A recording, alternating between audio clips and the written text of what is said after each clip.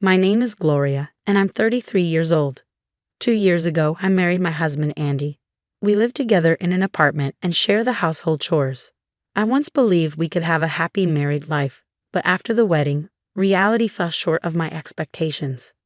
I anticipated that Andy and I would have different values but would gradually adjust to each other's perspectives. However, the real issue turned out to be my mother-in-law. It started during the first month of our marriage. One morning, as I was heading out to work, my mother-in-law unexpectedly showed up at our home. She asked me, "What are you doing up so early? Where are you going, Gloria?" When I told her I was going to work, she looked at me in disbelief and said, "You're married now. What are you thinking? Go back to bed." Her reaction stunned me. Instead of offering any support, Andy said, "I'm going to be late for work. See you later," and left me to handle the situation alone. I was at a loss but told my mother-in-law that I needed to go to work too. She responded with, "Are you serious? You're a wife now. Your duty is to stay at home and support your husband. Trust him to take care of things." She blocked my path at the door, continuously interrupting me as I tried to leave. I said, "I'm sorry, but I really have to go. Please just use the key and put it in the mailbox when you leave." Reluctantly, she took the key, and I managed to get to work. However, I made a mistake by allowing her to stay in our home that day. When I returned from work, my mother-in-law was still there. As soon as I walked in, she ordered me to sit down. With a stern look, she began lecturing me on what a wife should be like, repeating the same old values. Andy arrived home midway through the lecture, but by then, the damage had already been done. She made Andy sit down too and said, "You're the husband, so show some dignity. If your wife does whatever she wants, your family will fall apart." Andy kept apologizing to his mother, and I couldn't understand why he was so weak when it came to her. Times have changed, and my mother-in-law's old-fashioned values are her own. They don't concern us. Yet she showed up early in the morning, interfering in our lives, and even wanted me to quit my job. There was no reason for me to obey her, but it made me uncomfortable that Andy would always do as she said. After my mother-in-law left, I complained to Andy. "Why do you always listen to your mother? She's just forcing her idea of a perfect family on us. It's not right to be controlled like this." But Andy seemed to have always been weak against his mother. "I'm sorry, but I can't resist as she insists. Can't you just do what Mom says, just this once?" "That's impossible. You know how important my job is. Next time your mother comes over, I won't let her into the house." "No, you can't do that. Mom will get angry and blame me for not being able to control my wife." Andy's words made me angry again. "But it's true, isn't it? We're in this mess because you never stand up to your mother. Can you at least talk to your father and get him to make her stop?" "But Mom doesn't listen to Dad either, so..." "See, don't you see that your mother is full of contradictions? She said that if a wife does whatever she wants, the family will fall apart.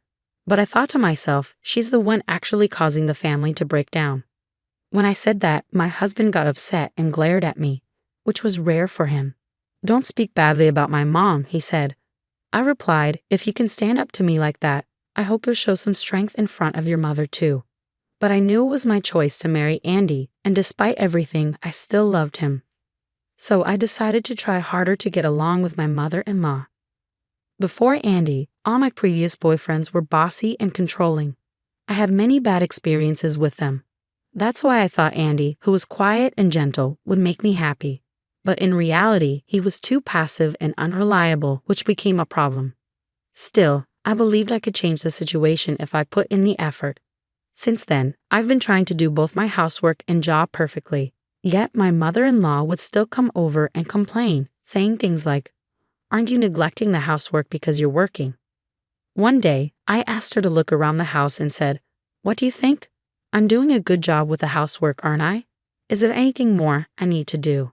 She made a frustrated face and replied, "Isn't Andy helping you?" She then glared at Andy, and he turned pale, shaking his head quickly. He has never lied to his mother, so she believes everything he says. In reality, I do make Andy help with the housework, but we keep it a secret from her. My mother-in-law doesn't seem to notice at all. However, when we first got married, Andy didn't know how to do any housework at all. So I took it upon myself to teach Andy how to do housework. As my mother-in-law put on her shoes to leave, she said in frustration, "Even if it's fine now, it won't last." I'll get proof, I swear. I thought to myself, she's so persistent. I planned to just continue with our way of doing things. But my mother-in-law still showed up randomly every week, being a constant nuisance. Hey, this corner is too dusty. See, I knew it. You're not doing enough housework because you're working. Quit your job and take care of the house. This went on for 2 years. To be honest, I was getting tired of this marriage. It was stressful having her come over to check on the housework, rummaging through the fridge and even the wardrobe. It was driving me crazy. One day, she came over as usual and started going through the fridge. What? You don't have anything in here. You can't even cook a decent meal for Andy. Quit your job already. Just then, Andy came home, carrying big shopping bags in both hands. The timing couldn't have been worse. My mother-in-law was shocked to see him and immediately made a fuss. My God, Gloria, what were you thinking? Making your husband help with the housework? I replied, with all due respect, this is normal nowadays. Families with old-fashioned ideas like yours are becoming less common. My mother-in-law's face turned red, and she started yelling, You do whatever you want and mess everything up. It's disgusting. And you too, Andy. Why do you let her do this? Man up. Andy's face turned pale. He put the shopping bags on the floor, rolled his shoulders, and stayed silent. I thought to myself, he really is a pathetic guy. Then I finally spoke back to my mother-in-law in a firm tone. I've been thinking about this for a long time, but isn't this behavior rude? Andy and I are equals in this marriage. We treat each other with respect and have decided not to put the burden on either side. And I will continue to work, even if we have children. So I taught Andy how to do housework myself. As my mother-in-law was putting on her shoes to leave, she said in frustration, Even if things are okay now, it won't last. I'll find proof, I swear. I thought, she's so persistent. I was ready to continue our way, but my mother-in-law kept showing up at random times each week, being a real nuisance. Hey, this corner is too dusty. I knew it. You're not doing enough housework because you're working. Quit your job and take care of the house. This continued for 2 years, and honestly, I was getting fed up with the marriage. It was stressful having her come over, check the housework, and even go through the fridge and wardrobe. I wondered how much more of this I could take. One day, she came over and started rummaging through the fridge. What? You don't have anything in here. You can't even cook a decent meal for Andy. Quit your job already. Just then, Andy came home with big shopping bags in each hand. The timing was terrible. My mother-in-law was shocked to see him and started making a fuss. My God, Gloria, what were you thinking? Making your husband help with the housework? I replied, with all due respect, this is normal nowadays. Families with old-fashioned ideas like yours are becoming less common. Her face turned red, and she yelled, You do whatever you want and mess everything up. Disgusting. And you too, Andy. Why do you let her do this? Man up. Andy turned pale, put the shopping bags on the floor, rolled his shoulders, and stayed silent. I thought, he really is pathetic. I then spoke back to my mother-in-law with a strong tone. I've been thinking about this for a long time, but isn't this behavior rude? Andy and I are equals in this marriage.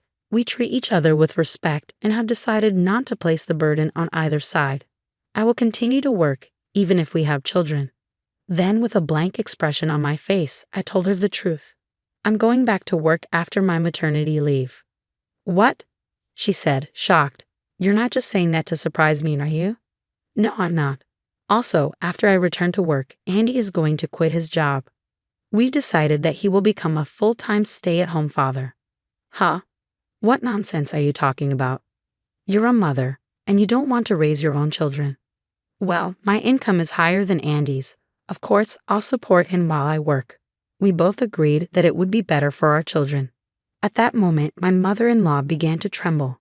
She turned to me, her face filled with anger like I had never seen before.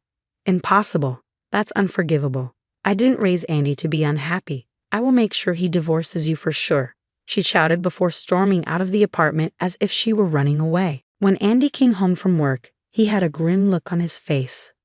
Mom was so annoying. She called me while I was at work, saying what we decided was wrong. I don't know what she'll do. She might do something crazy. Gloria, why don't you go back to your parents' house for a while and have the twins there? It was rare for Andy to suggest something, even when he proposed to me. I remember how he showed me the engagement ring while trembling and couldn't even say, "Will you marry me?" I appreciated his kindness and courage, so I agreed. "All right, I'll take your advice and do that." I told my parents about the situation and decided to have the babies in my hometown. While I was there, I called Andy every day. I remember the time when Andy and I were dating. We didn't see each other very often, so we used to call each other just like this. Now, even though things were tense, hearing his voice brought back those memories. My mother-in-law was still furious and even showed up with divorce papers. But Andy reassured her that he would never divorce me. He even made another suggestion that helped me feel more at ease. It was an incredibly tough time, but Andy held my hand and kept my spirits up the whole way. Eventually, I gave birth to our baby girls. Andy stayed at my parents' house with me until things settled down. After a while, he returned to our apartment on his own. Not long after, I received a phone call from my mother-in-law. "Hello, Gloria. Only Andy came back, and he didn't say anything about you. You're not planning to come back here, are you?" she asked, clearly irritated. "I'm coming home tomorrow with the babies," I replied. "No, don't come back. I don't want to see your face. You and Andy are getting a divorce anyway. Why don't you just stay with your parents? Andy went there to talk about the divorce, right?" she said, sounding excited. I chuckled and responded, "Please don't worry, but I don't think Andy will be seeing you anymore." There was a brief pause before she replied, "What? What are you talking about? Haven't you heard from Andy? It means that you and Andy are no longer mother and son." He went back to the apartment first to pack. "We're moving out tomorrow." "Haven't you noticed any moving boxes?" "No, I haven't seen anything like that. The room looks clean, but that's because Andy worked so hard to clean it," she said, sounding confused. Then I faintly heard Andy's voice in the background, as if the call was on speaker. His voice became clearer. "Sorry, Gloria. I didn't expect Mom to call you." "It's okay, don't worry about it," I said. "How's the packing going?" "Yeah, almost done. I thought it would be troublesome if Mom came and made a fuss," he replied. "So I sealed the boxes and closed them up." "Wow, that's great," I said. "I'm sorry I made you do all that." As we were talking, my mother-in-law suddenly started yelling. "What the hell are you talking about? Andy, don't tell me you're moving and cutting ties with me." I was about to explain when Andy interrupted. "No, you shut up, Mom. I've had enough. All you do is impose your own rules on us, and you don't realize how much trouble you're causing. I'm sick of it. That's why we decided to cut ties with you. And when did you even make a duplicate key without our permission? Give it to me so I can return it to the management company." Andy's words stunned his mother. "What, Andy? You're divorcing Gloria, and now you're saying this to me? Divorce? I never said I'm divorcing Gloria. She earns more than me, and she's already explained that if she became a housewife, we couldn't have a stable family. The girls would have to sacrifice too much." My mother-in-law, still in shock, replied, "But it's just one income. Gloria's father and brother may run a company, but what does that have to do with her?" I finally spoke up, "I didn't tell you because I knew you'd make a big fuss. I work for my brother's company. He's starting another business soon, and I'm supposed to take over his company." "Huh? You mean a woman will be the president?" she asked, incredulous. "Yes, the president," I confirmed. "But for now, I'm more focused on supporting the company. I'll return to work after my maternity leave. I think we've talked about this before, I had told her this during our wedding planning, but it seemed she had forgotten. My mother-in-law was stunned into silence and didn't know how to respond for a long time. Then Annie spoke up. "Oh, by the way, Barry works for Gloria's brother's company. With your attitude, what do you think will happen to him?" Barry is Andy's second brother and a sales manager at my brother's company. I had met Barry at the wedding and found out he was Andy's brother. My mother-in-law's voice trembled as she said, "Oh my God, I'm so sorry. I didn't know. Please don't fire Barry. He's struggling with 3 kids right now." I almost laughed. "No, I can't just fire an employee because of a threat. But really, please stop interfering in our family." "Well, we're cutting ties with you anyway, so it doesn't matter," she said, still ranting. Barry seemed to have forcefully ended the call. The next day, my parents dropped me off at our new house with the twins. The movers had already finished setting up the furniture and unpacking the boxes, and my parents helped organize everything. Shortly after, my father-in-law arrived. After Andy cut off contact with my mother-in-law, my father-in-law decided to distance himself from her as well.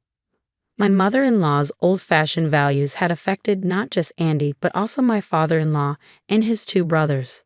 It seemed the entire family was dealing with the fallout just as we were. Andy, who had always been the quietest and most obedient to his mother, finally stood up to her. One by one, the sons declared their separation from her. My father-in-law also left the house and is now preparing for divorce with a lawyer. My mother-in-law has been abandoned by all her family members. Andy quit his job and has been dedicated to taking care of the twins, while I continue to work hard every day. Considering our children's future expenses, it's better for me to work than for Andy to. No matter what anyone says, I will respect the decision Andy and I made as a couple. We are committed to building our own happy family. Thank you for watching until the end. Please subscribe to our channel if you liked the video. See you in the next one. Thank you.